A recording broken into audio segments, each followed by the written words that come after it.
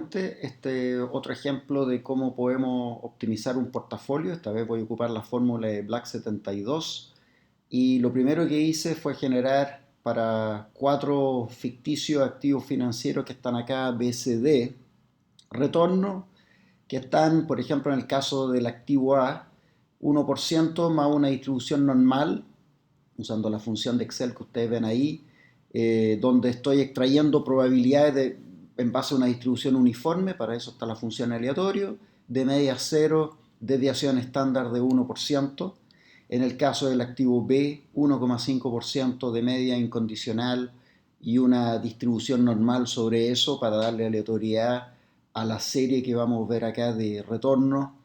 de una media cero y una desviación estándar de 1,5% también de una distribución normal. Hice lo mismo con C, pero esta vez 2%, 1,5% distribución estándar, bien digo. Y en el caso del D hice algo un poco distinto y se lo voy a mostrar el impacto de esto en la matriz de covarianza. Y es que este lo hago dependiente linealmente de C, donde digo que es 0,5 veces el retorno de C, más una distribución normal de media cero, desviación estándar de 1%.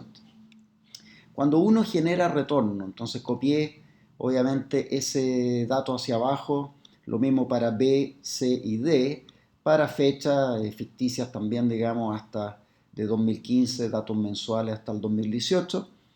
Luego yo siempre sugiero que uno seleccione eso y lo copie y pegar valores en algún otro lado, lo que hice acá, donde le llamé a esta matriz una matriz de retornos que está ahí. Lo que vemos ahí son los valores pegados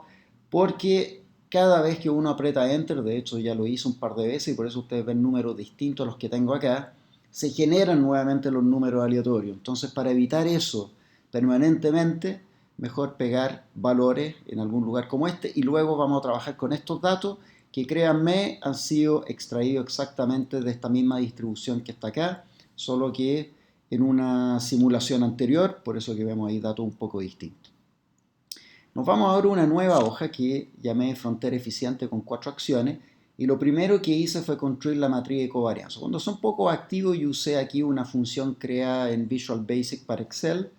pero no cuesta nada en la diagonal principal anotar la varianza del activo A, B, C, D, y aquí lo que tenemos son las covarianzas, por ejemplo, el activo B con el A, esta es la covarianza del C con el A, este es el D con el A, y así sucesivamente. Entonces esta es la matriz de covarianza. Una de las cosas que yo les comentaba que iba a llamar la atención es, por ejemplo, esta covarianza un poco más alta, o bastante más alta, que apreciamos entre el C y el D, ahí o acá, recuerden que esto es una matriz simétrica, y se debe justamente a que yo construí el activo C dependiendo linealmente del D, siendo que el A y el B y el C en el fondo no son activos independientes unos de otros, porque era simplemente una media incondicional arbitraria y una distribución normal en torno a eso. Razón por la cual ustedes ven que en estricto rigor las covarianzas podrían haber sido cero, pero nos dan valores bastante bajos. Eso lógicamente tiene un impacto en lo que vamos a hacer ahora y a lo mejor si les parece poco realista el ejemplo, es un poco el porqué, ahí vamos a ver un par de particularidades respecto a lo que vamos a hacer, pero lo importante es entender el procedimiento. Lo que ustedes ven acá, anoté acá solo para tenerlo de referencia, un vector que llame sigmas, donde están los sigmas individuales del activo A, B, C, D, y este sí que es importante porque lo vamos a ocupar, donde calculé en base a esos retornos históricos que estaban ahí indicados el promedio de A, B, C y D. De tal manera de que este vector de retorno lo vamos a ocupar, que es el que voy a denominar el vector E, le puse un nombre acá en esta barra, llamémosla así, de nombres. También supuse una tasa libre de riesgo arbitraria, vamos a suponer 0,5%, traté de que fuera inferior a cada uno de estos, de tal manera que este activo libre de riesgo no domine en media y varianza ninguno de estos, lo cual significaría, por ejemplo, tener un retorno mayor a cualquiera de ellos, sabiendo que su varianza es cero. Muchos de ustedes podrían decir, prefiero inmediatamente RF a alguno de estos activos, sin embargo, en este caso la decisión no es tan clara, hay un trade-off entre riesgo y retorno. Anotamos acá la fórmula de Black 72, perdón, aquí está, le cambié el nombre a este señor, vamos a poner acá Black Y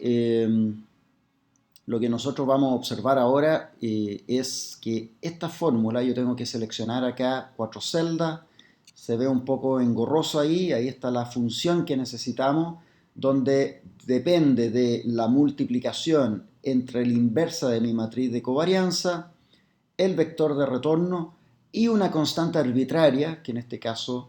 tomé un menos 2% para generar un portafolio que es el que ustedes ven acá, que esto es muy importante, ese portafolio es eficiente en medio variance. Eso significa que el portafolio que ustedes ven aquí es un punto de la frontera eficiente que queremos buscar en un minuto más.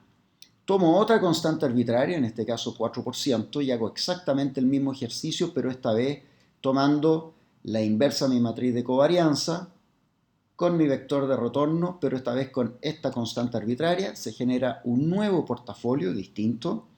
y este portafolio también es eficiente, así que vamos a ocupar estos dos, los vamos a combinar de tal manera de trazar la frontera eficiente completa.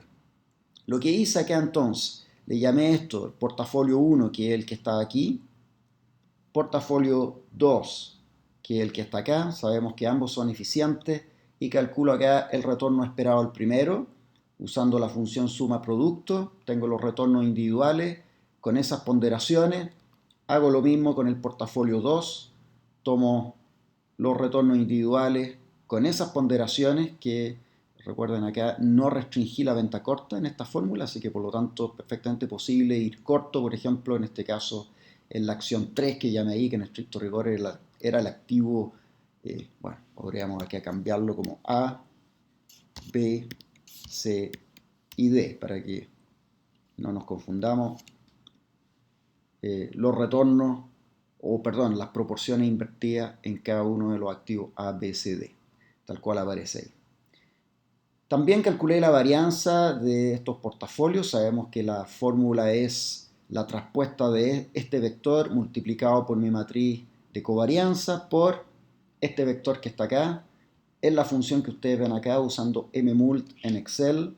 Calculo entonces la varianza para el portafolio 1. Hago exactamente lo mismo para el portafolio 2.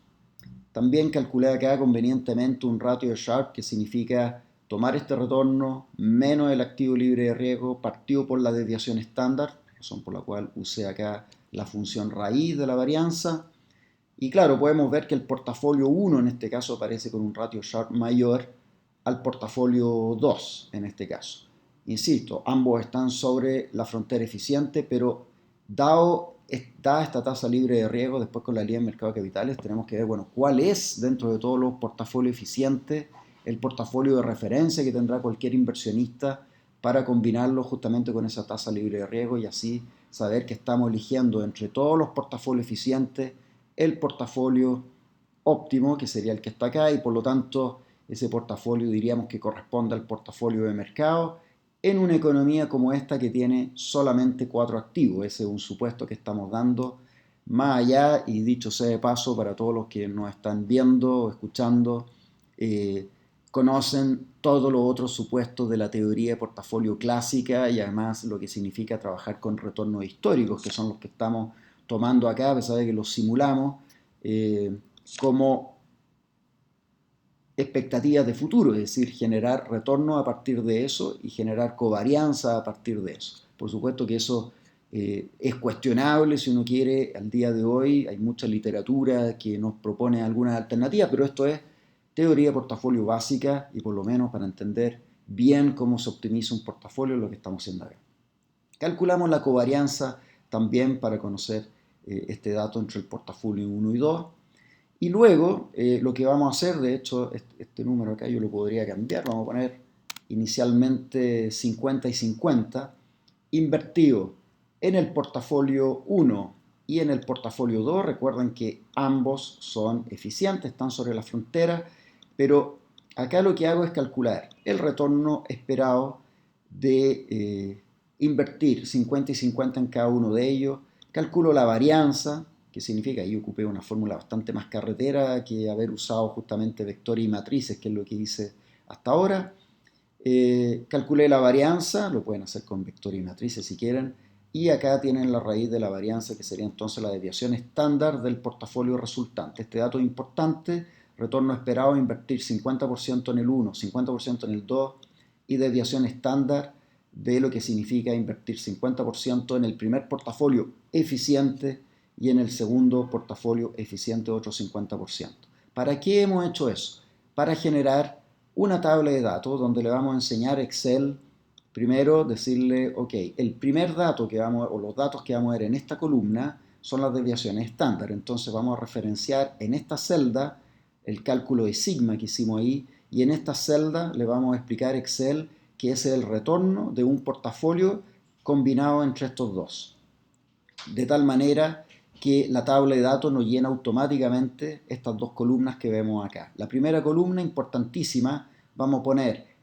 arbitrariamente proporciones a invertir en el portafolio 1, para luego indicarle a Excel que lo que está en esta columna corresponde a esta celda de acá en el cálculo de esta fórmula y en el cálculo de esta fórmula. Razón por la cual ustedes bien saben que para generar una tabla de datos, en este caso unidimensional, lo que vamos a hacer es tomar estos datos, y yo estoy acá en Excel para Mac. Entonces, si me voy acá a esta viñeta de datos, en general, bueno, va a aparecer análisis y sí, y ahí está tabla de datos, donde ustedes le tienen que decir acá, celda de entrada en columna, a qué corresponde lo que yo estoy poniendo acá, y ustedes tienen que decirle que corresponde a ese 50% que está aquí. En fila no tengo nada, es solamente la columna que está acá, lo que tenemos que indicarle a Excel. Muy importante decirle que los datos están en columna y no en filas, así que ven bien que aquí es una columna, y la idea es que llene automáticamente distintas desviaciones estándar y distintos retornos para cada una de estas proporciones invertidas en el portafolio 1, y al hacer eso, bueno, vuelve a generar entonces esta tabla de datos que ustedes ven acá. Ahora, con los datos que están aquí, esto es muy importante, esa desviación estándar, columna de acá, este retorno, columna de acá, es lo que ahora ustedes ven como esta curva azul que aparece aquí en mi gráfico, que es lo que denominamos la frontera, que por supuesto es del punto mínimo de desviación estándar, que estaría por acá, hacia arriba, en la parte eficiente. Toda esta parte de acá está dominada en media varianza por los portafolios que están acá arriba. Y lo que yo hice acá fue también generar, voy a aprovechar de mostrarle aquí desde dónde seleccionamos los datos. eh, Creé acá varias variables, digamos, que están incorporadas en el gráfico. Está sigma, donde sigma corresponde a esta columna de acá. Está el punto A, que corresponde al retorno individual del portafolio, perdón, o del activo A. Lo mismo con el B, C y D. Entonces cada uno de los 4 puntitos que ustedes ven acá corresponden a B, C, D en el espacio desviación estándar por un lado, retorno por otro. Y también aproveché de trazar lo que luego vamos a denominar la línea en mercado de capitales, que significa una recta entre la tasa libre de riesgo, así que le di ese punto, el 0,5, y por supuesto que una desviación estándar de 0, y este punto de acá que corresponde a un portafolio sobre la frontera. Ya vamos a ver cómo podemos obtener entonces la línea en mercado de capitales. Dos vías entonces para eso. Vamos a hacer la primera, que significa decirle a Excel, yo quiero maximizar la pendiente de esta línea de mercado de capitales, y sabemos que la pendiente es el ratio de Sharpe, que es la función que aparece en esta celda, donde yo tomo el retorno de un portafolio riesgoso combinando un portafolio 1 y 2 que pasan sobre la frontera. Sabemos que el portafolio resultante de combinar dos portafolios eficientes, que es lo que hicimos acá en esta tabla de datos, son todos ellos eficientes, es decir, están todos ellos también sobre la frontera. Dicho esto, en mi fórmula de acá entonces yo le estoy diciendo, tome este retorno menos RF partido por la desviación estándar, vamos a maximizar la pendiente, que es igual a eso, de esta línea naranja que aparece acá, y vamos a restringir a que la suma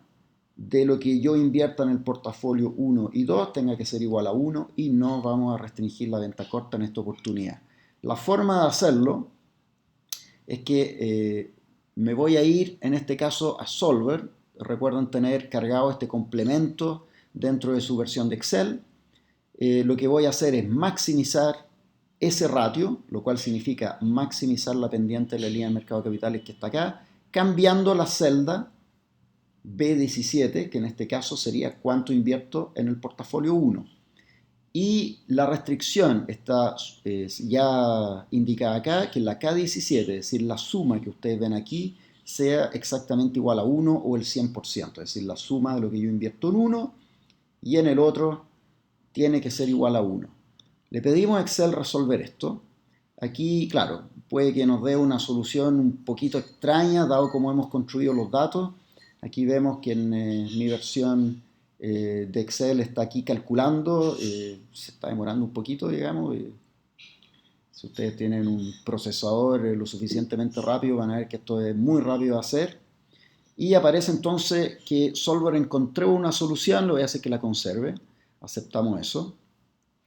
Y ustedes pueden ver acá cómo inmediatamente la línea de mercado de capitales se desplazó hacia arriba, es decir, pivoteó porque hemos maximizado su pendiente y encontró un portafolio acá, que es muy importante, porque ese va a ser nuestro portafolio de referencia que vamos a denominar luego entonces el portafolio de mercado. Yo lo que hice acá fue generar para la tasa libre de riesgo, su retorno, su desviación estándar, que por supuesto es cero, y anoté acá el otro punto de esta línea, que es justamente la desviación estándar y el retorno del portafolio que maximiza entonces esta pendiente de la línea del mercado de capitales. Lo que ustedes ven acá, esta tablita, es graficar básicamente esta línea que está acá, que ya vemos que es óptima, es máxima. La otra alternativa es lo que hice acá. Le llamé al portafolio de mercado. Esta vez con la fórmula de Black vamos a tomar una constante que no es tan arbitraria, sino que coincide con RF, y particularmente si aplico esta fórmula a partir del teorema de Black, pero donde tomo la inversa de mi matriz de covarianza, el vector de retorno, pero con no cualquier constante, sino que particularmente con RF, voy a dar con ese portafolio que está exactamente ahí, y podemos ver que al construir el portafolio de esta manera, por favor olvídense de las posiciones cortas que aparecen acá, eso a lo mejor lo dejamos para una discusión más adelante, pero vemos que si calculamos, yo usé acá suma producto, el retorno de este portafolio, con esas ponderaciones, y ahí están los retornos individuales, me da exactamente el 2.32, que fue lo mismo que nos daba usando Solver para maximizar este ratio de Sharpe. Y la desviación estándar la calculé como la raíz de la varianza usando esta multiplicación de vector con matriz, y me da exactamente el 1.24, que es lo que me dio con Solver. Entonces, dos caminos: si ustedes quieren maximizar la pendiente de esta línea de mercado de capitales, vayan con Solver, o agreguen esta columna acá y calculen el portafolio con la misma fórmula de Black, pero tomando particularmente como constante la tasa libre de riesgo, y se encuentran con un lindo gráfico como este, donde podemos ver que los cuatro activos están contenidos dentro de la frontera, teorema del envolvente. Tiene que ser así, los cuatro activos individuales son los que yo tengo que combinar para poder llegar a esta frontera eficiente, y por supuesto ninguno de estos activos puede estar fuera de la frontera. Y la línea del mercado de capitales, que es la que ustedes ven acá, y ante la pregunta cuál es su portafolio de referencia para denominarlo como portafolio de mercado, el que está aquí, con en este caso un 2.32% de retorno esperado y una desviación estándar del 1.24%, que es el que ustedes ven acá. Espero que este video les haya sido útil.